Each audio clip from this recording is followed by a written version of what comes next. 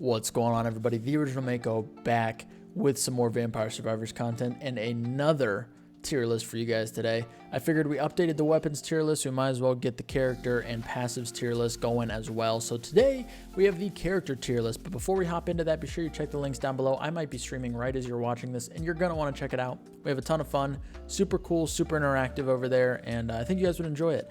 Not only do we do Vampire Survivors, we play a bunch of different really cool games, and you might find something you enjoy. Also, make sure you hit that subscribe button. We're getting closer and closer to 3K subs, and it helps me out so much. And I really just appreciate all the support, and hitting 3K subs would be absolutely mind-blowing and pretty crazy. So yeah, hit the subscribe button, turn on notifications so you know when the videos are posted. But that being said, let's not waste any more time. Let's get into the character tier list. Now, I want to make a quick note of two things. First thing, these are my opinions. This is coming from the opinion of somebody who most of my runs are spent going for super high kill games. Not just trying to win, not trying to, you know, just be the most optimal. Well, I guess it is kind of trying to be the most optimal possible, but only for kills, not for just winning the game. So there's a lot of characters that are probably good that, you know, you could definitely win with. I think I've won with every single character here, but I'm ranking them based on my opinion. What I use them, if I think they're good. Their starting weapon plays a pretty big role as well. And I do not have Toasty because Toasty just seems like too much of a pain in the ass for not a ton of reward. So put me up, burn me at the stakes. I don't, you know, if you really want to know where I'd put Toasty, then maybe next time. By the time I have another character tier list, I'll have Toasty. Regardless, let's go ahead and start talking about the characters. So we're going to start from the beginning here. We have Antonio, the classic, tried and true. Get him right off the rip. I have all their stats pulled up because I do like to compare. He obviously starts with the whip. He's got some max health. Actually, screw it. You guys can see this. He's got, you know, if we're comparing just to like Imelda, he's got a little more armor, a little more survivable, a little more health. Everything else is the exact same. So we're going to say Antonio's smack in the middle. He's C tier. He's okay. The whip's decent. The max health is nice. He doesn't have anything super special about him. Just a little more survivable. The whip starting weapon, once again, it's an okay starting weapon, but compared to all the ones on here, it's one of the worst. So Antonio's going to get into C tier. Next up, we have Arca. I don't really even need to do too much of a comparison here. He just has slightly less health than Antonio and one less armor, but his passive, their passive abilities, right. So Antonio's is you get 10% more damage every 10 levels. It's okay. It stops at 50%, so you can get up to 75% might by default. Arca, his passive is weapon cooldown is reduced by 5% every 10 levels, up to 15% max, and as you can see, he starts with the Fire Wand.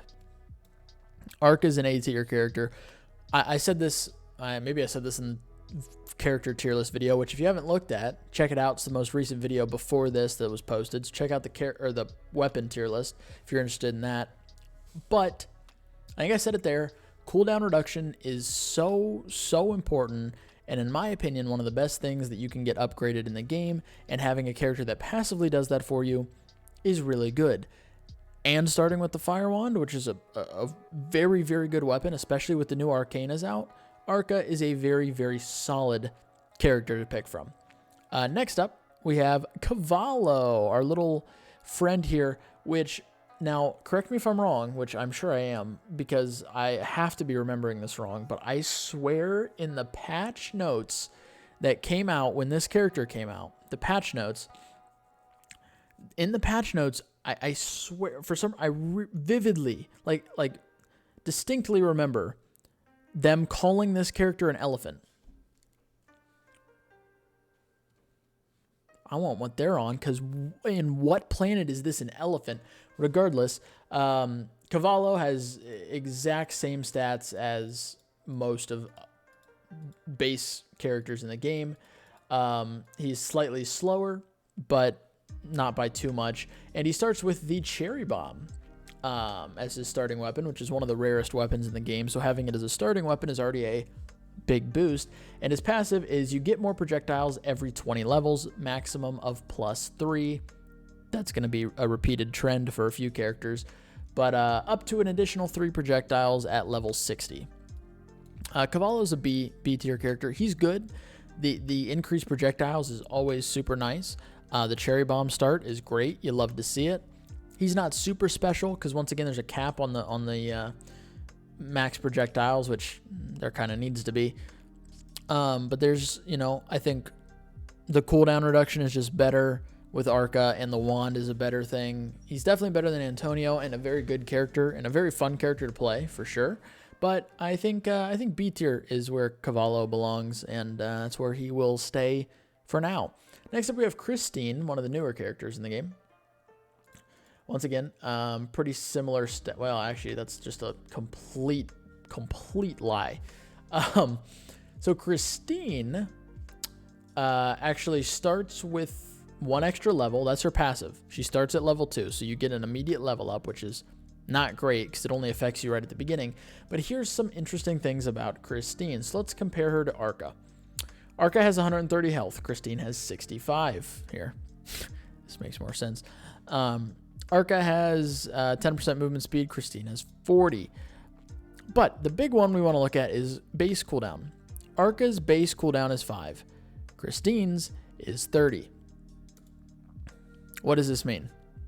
Well, Arca's passive lets you get an additional 15% cooldown, which would bring this number up to 20. So Christine, by default, has 10% higher cooldown than Arca's maximum without Tome. With Tome, Christine has the quickest cooldown out of any character in the entire game. Fastest cooldown out of any character in the entire game. And for that, Christine gets A tier. Now, I'm going to put her behind Arca because of the pentagram start. On Christine, it's really good because your cooldowns is so often. I'm just not a huge fan of pentagram runs. Since I'm going for super high kill runs, pentagram's not usually involved with that. So, I think the Fire Wand is just insane with the Arcana update, and pentagram's just not. So, even though Christine has the best cooldown in the game, which in my opinion is the most important stat, I still think she's behind Arca just because of the pentagram, but still a very, very good character to play, a very easy character to win with, and a very fun character to play with that cooldown reduction. So Christine gets A tier. Next up, we go to Clerici, who starts with Santa Water, as you can see, has permanent plus 0.5 health per second and plus 50 max health. So a beefy boy or girl, it's hard to tell, and I'm not here to judge. And starts with a temporary area of effect bonus. So, and it's not a minuscule bonus. Like, you start on this character with a massive area of effect, 410% to be exact, but that goes away rapid as soon as you level up, I believe, is when that area bonus goes away. And then she just has a health passive and starts with Santa Water. C tier. Once again, that area of effect bonus is really cool and nice at the beginning, but it goes away almost instantly, and then you're just left with a character who has more health and a little bit of health regen and nothing else special. So a decent character, it's not going to be something that you're like, oh, what the hell's going on here? And it's also not going to be something you're like, wow, this is crazy, so good, sign me up. Neither is the case. So that's where Clerici goes for me. Next up, we have Dommario. My good friend Dommario, who starts with the Holy Bible, as you can see. And his passive is you get permanent plus 40% duration and speed, but you have god-awful movement speed. So plus 40% duration and speed and minus 40% movement speed. And Dommario gets an A tier as well. I think Dommario, and this is coming from it, this is one of my few objective-based opinions in the game because I'd never play him. I haven't played him in months because he's not good. for high kill runs. He's not. He's not good. Well, he might be good in one of my other challenge runs, but most of the runs that I do now, he's not good for. But if you're just trying to beat the game, this guy fucks. He does. He just fucks.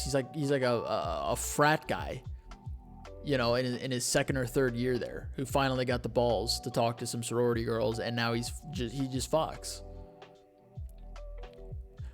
The Bible is so good at zoning, and if you get one other zoning weapon, Bible and Santa Water is a great example.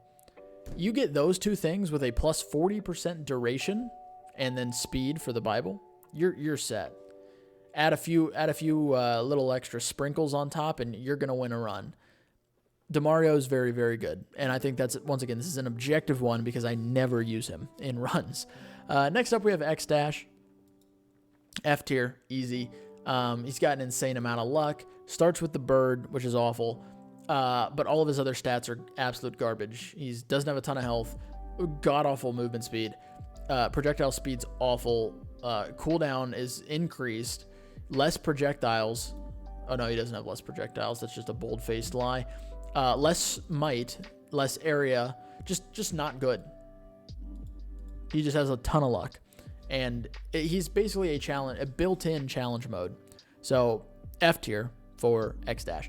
Next up, we have our good friend Gennaro. And Gennaro is an interesting one because he starts with the knives, obviously, and he has a permanent +1 projectile. Every weapon gets +1 projectile. And this could raise some eyebrows here. Don't sue me just yet. I have a reason for all of my placements, but I'm going to put Gennaro in D tier. Why? There are, 3 other characters that increase projectiles, and they can give you up to +3. He can only give you +1. Granted, you get the bonus right away, but you don't get anything else out of him. All the other projectile characters are better because you get more additional projectiles, and every other increased no, that's a lie. Hold on. Yeah. Almost every other increased projectile character has a better starting weapon than the knives. The knives are good. Like I said in my weapon tier list video, I think they're good. I think they are. But as a starting weapon, you know, you're going to need to get him going a little bit for sure. So Gennaro for me is just D tier. He's just below average. He's not, well, actually, I'm going to be honest. Well, no, I do think Antonio's a better character. Honestly, I do. So yeah, we're going to put that there. Next up, we have the newest addition to the team, Giovanna, the newest character.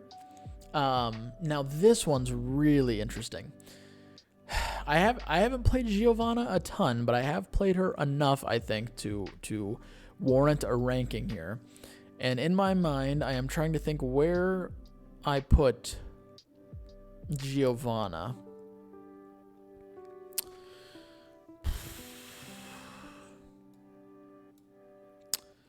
I'm going to put her at the top of B. She could push A. So Giovanna starts with the cat, the Gato Amori. Starts with the cat. So we're going to, it's a very solid weapon, very good weapon. Now, I need to put a little asterisk here, and this is probably what's keeping her out of A tier the most. As a starting weapon, the cat is brutal. When you level up, you better hope you get a decent weapon, because the cat for a starting weapon is painful to have, which is rough. But her passive is she gains +1 projectile speed every level. There's no cap. Every level, she gets an additional % of projectile speed. Pair this with Bracer, which gives you a fat bonus. Pair this with the Arcana that fluctuates. And you can have projectiles moving at, I swear to you, the speed of sound. Projectiles are moving faster than your eyes can keep up, faster than my computer can keep up, that's for sure. Anytime I play this character, I guarantee you my computer internally screams and literally is fighting for its life. It's like, please bless me with some holy water or something. I cannot get through this without the Lord's help. What is happening? Because of how fast the projectiles are flying around the screen. It is literally insane, super fun, and super good.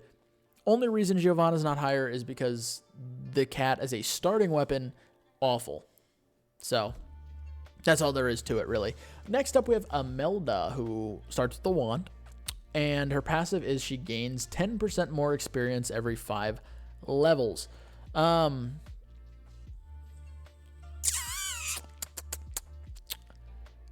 Sumi here.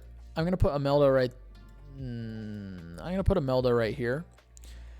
I used to do a lot of like high level runs where you try to get the highest level and get on the leaderboards and whatnot. And Imelda's great for that, for sure. And Imelda's great for normal runs. That's why I think she's the top of C tier. Like she's average, but a good average, because the passive is not gonna make you, hit some crazy AoE. You're not going to see huge things on the screen. You're not going to see crazy projectile speed. You're not going to see things getting one shot. But it is going to allow you to get your build online quicker. And the quicker your build is online, the quicker you can, settle down, the quicker you can get through things.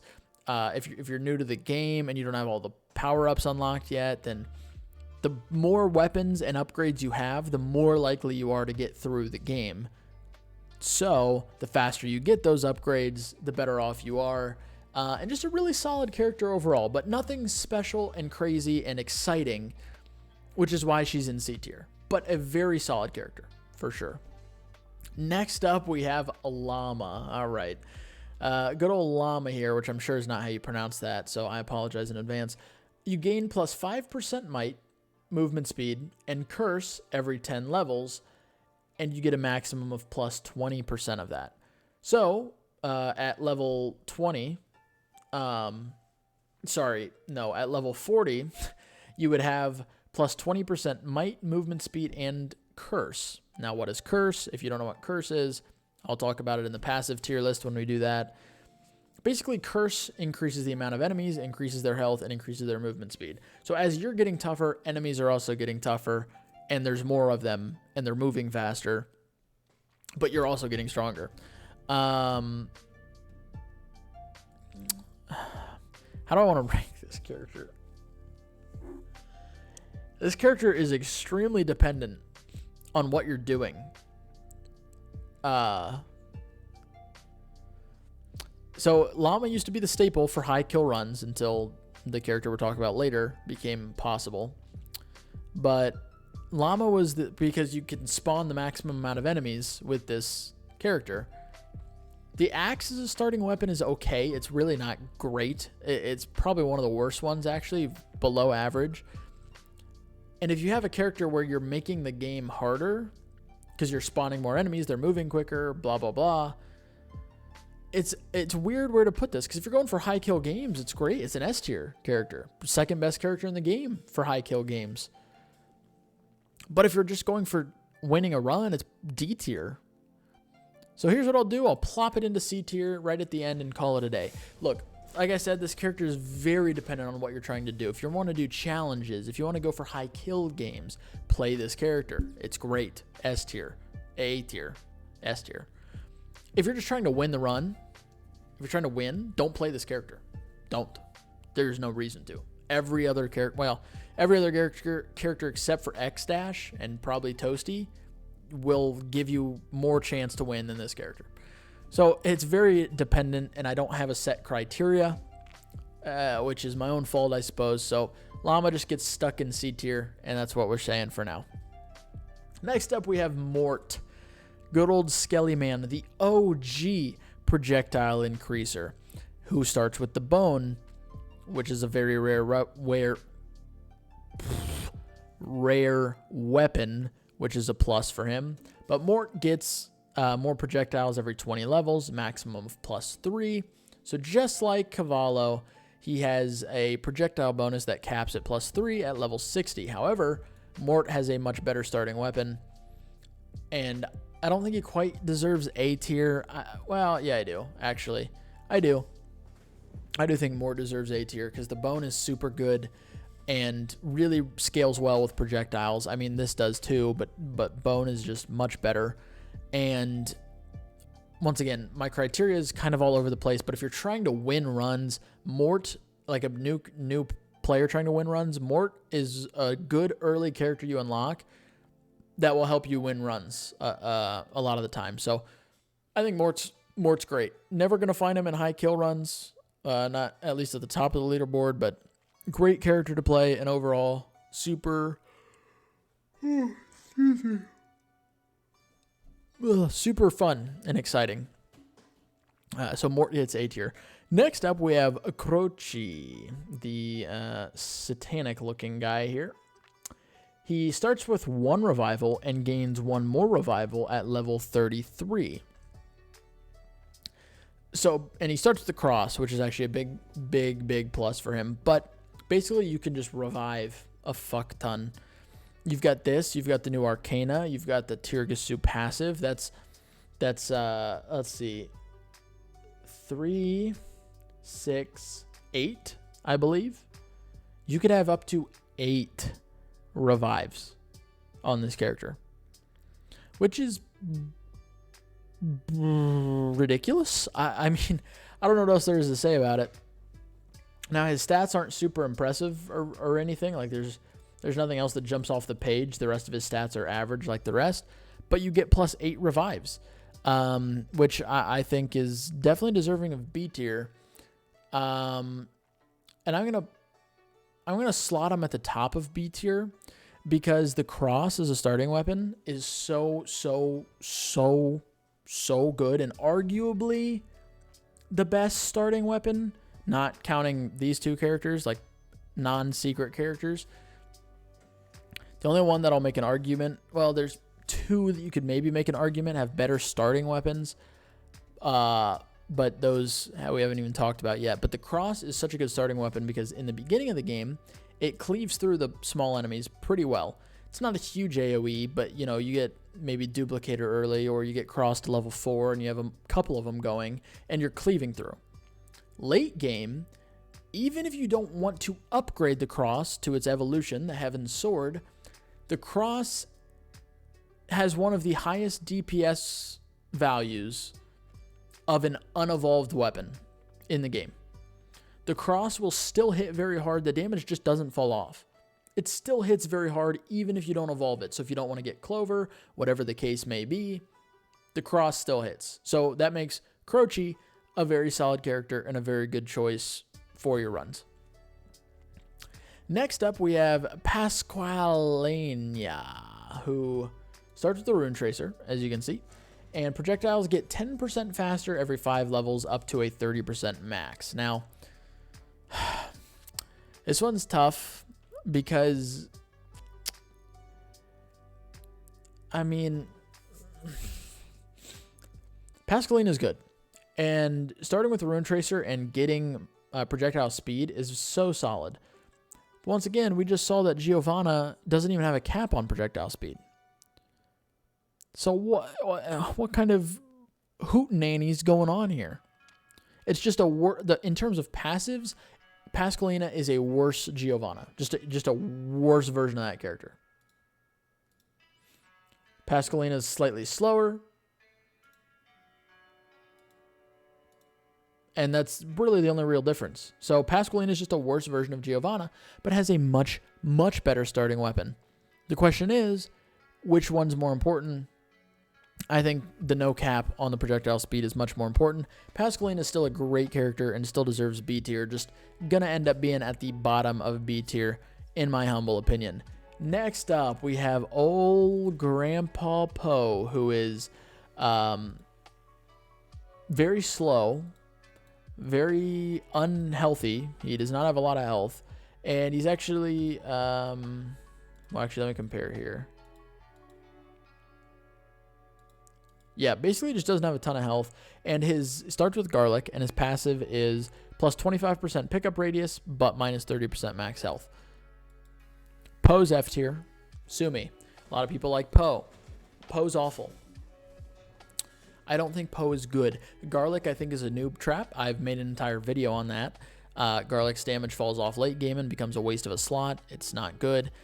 The pickup radius is fine, I guess, for newer players. For somebody who does super high kill games, most of the time I don't want a good pickup radius. I'd rather my pickup radius be worse, actually. So, and then he just has less health and he's slow. What are you? He's an old man is what he is, and he doesn't hold a candle to all these other characters, which makes sense due to his stature and due to his actual stats and build. He's not good. Simple as that. He's just not good, and I stand by that. Sue me if you will. I think Poe is an F tier character. Next up, we have Poppea. And this is where things are going to get a little funky. Okay. I am going to put Poppea into S tier. I think Poppea is very, very close to being an A tier, and I think Poppea and Arca could be almost interchangeable between these slots. I really, really believe that. They're that close to each other. But, so I guess let's talk about it. Poppea starts with the Song of Mana, and she gains plus 1% duration every level with no cap. So obviously things like Santa Water, things like Bible, if it's not upgraded or it's not evolved, things like Rune Tracer and Cherry Bomb and Bone all are very much affected by this. Lightning Ring is not. Birds, I believe, are affected by duration, if I recall correctly. So she affects a lot of things with the duration, but the big thing she's got going on here is this starting weapon. It is the best starting weapon in the game, tied with like the cross. Probably a little bit better, actually. It is probably a little bit better. Song of Mana is so good for the first 10 minutes of the game that whenever I don't have it, like because the high kill meta doesn't involve it anymore, I almost feel icky. I almost feel kind of gross. I need to go take a shower. Like I've just been grinding, casual Valorant lobbies, because apparently that's all that sweats to do these days is grind casual Valorant lobbies. But I feel like I've just been sweating. Like I'm gross when I don't have this, because it is so good early game that you'll never see the game the same again after you have this early game. Every run after that, when you don't have it, it doesn't feel the same. It feels like you've lost a part of you inside. So that's why she gets the nod to S tier, in my opinion. That's probably going to have some arguments. That's fine. It's my opinion. Next up, we have Porta. Porta's a really, really interesting character. So Porta starts with a lightning ring, as you can see, and has a permanent plus 30% AoE. So a decently big things going on here. And starts with a temporary cooldown bonus. So just like our friend Clerici here, who for the first level has a huge area bonus, this character has a humongous cooldown bonus until you reach level 2. Now, obviously with Clerici, once you lose that bonus, all you have is a really beefy character. With this character, once you lose the bonus, you still have a huge amount of AoE on top of what you already had. And Porta was actually suggested to me a ton when I first started playing as the character to play to beat the game for your first time. Because Lightning Ring is so good. And the cooldown bonus, if you don't level up, can carry you for a few minutes before you have to level up. Like, it's a 95% cooldown reduction is what your cooldown's at. So, I think Porta's a really good character. Fun to play with, fun to mess around with, but does not deserve to be anywhere above C tier for the same reason Clerici's here. The most fun part of this character only lasts until you hit level 2. The Lightning Ring is just, I think, a slightly better start than Santa Water, and I think the permanent 30% buff is just a little bit better than the health buff from Clerici, and I think just better than Imelda in general. But Does not deserve to be higher than that, I don't think, and I think can stay right smack there with these others. Next up, we have another one of the newer characters, Ramba. So she starts with the wheel, the Cavallos, which, if you watched my weapon tier list video, you'll know where this is headed. But her passive, it's Bianca. Once again, we're not here to judge. She gets more projectiles every 20 levels, a maximum of +3. Wow, this trend is crazy. Same as Mort, same as Cavallo. Only the difference here is the starting weapon is absolute cheeks. It's bad. It's so bad. And it gets better as you level it up, but it's not even like, oh, it just takes a few levels to come online. No, it never comes online. It's never a staple of a build. It's never a good thing to have in a build ever. I mean, it's fun to play with, but not to eat, like Play-Doh, and mess around with different builds that have it in there, but it's never ever like, yes, this is the one. I need this right now. No, it's not it. The cooldown takes forever to launch another cart. It doesn't do a ton of damage. And it's just, it has a maximum amount of bounces. So even if you wanted to have fun and use the blender build and sit inside the little gardens in the Mad Forest and just watch the cart fling back and forth, you can't because it breaks after a certain number of bounces. So Ramba is D tier. The only reason Ramba's not F tier is because the projectile passive is still really, really good. So yeah. Next up we have Red Death, who starts with the scythes and has a good chunk of buffs, actually just a couple. The main ones being a massive increase to maximum health compared to most characters, a massive increase in movement speed, and a pretty solid, not massive, but pretty solid increase to strength or damage or might, whatever you want to call it. It's might in the game, but it equates to damage. Red Death can go right here. It's a secret character. Obviously, starting with evolved axes is ridiculous, but the bonuses from this character are good. I still think Arca and Christine are just overall better, frankly. So that's why we have Arca and Christine still above Red Death. I don't think Red Death holds a candle to those two, honestly. Still a fun character to play, still a fun character to have, but does not deserve to be higher than that, in my opinion. And last, but certainly not least, we have Leda, who, in my opinion, is the best character in the game. And this is probably biased. So we'll talk about the character really quick. Starts with the evolved wand. Okay. It's probably biased for a couple reasons. One, Leda is now the what's the word I'm looking for? Meta for high kill games. All of the top high kill runs have Leda involved. Why? Because having the evolved wand at the beginning is silly, and Leda has some pretty cool stats, such as +8 armor. So you can get hit a lot before you even have to worry about finding floor chicken anywhere. Very slow. Leda is a very slow character, but has +125% might.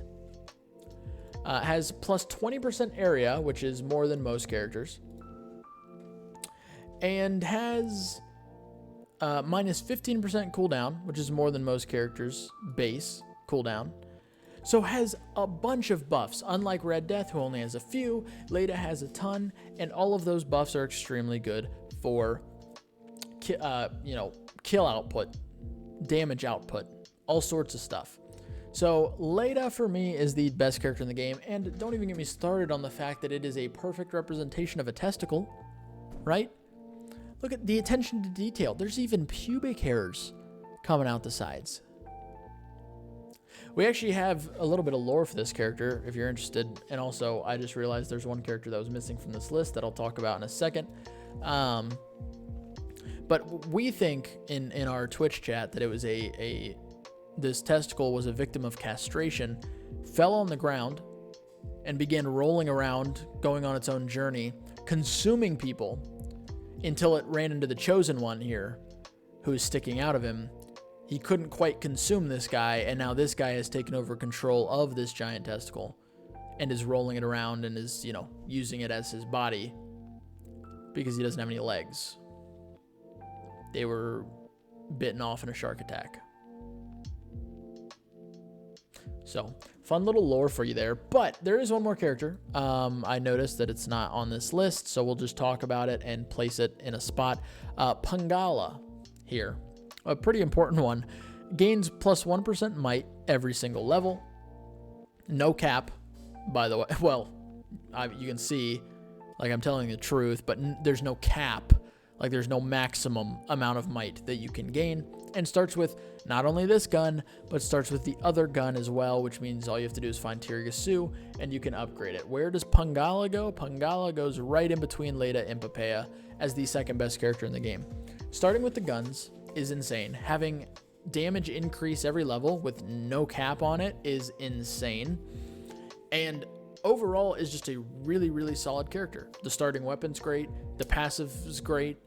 And you're put in a really, really good spot when you spawn in with this character because of the starting build. So Pangala deserves to be S tier, smack in between Leda and Poppea. But there it is. It's a relatively evenly spread cheeks here, spread list.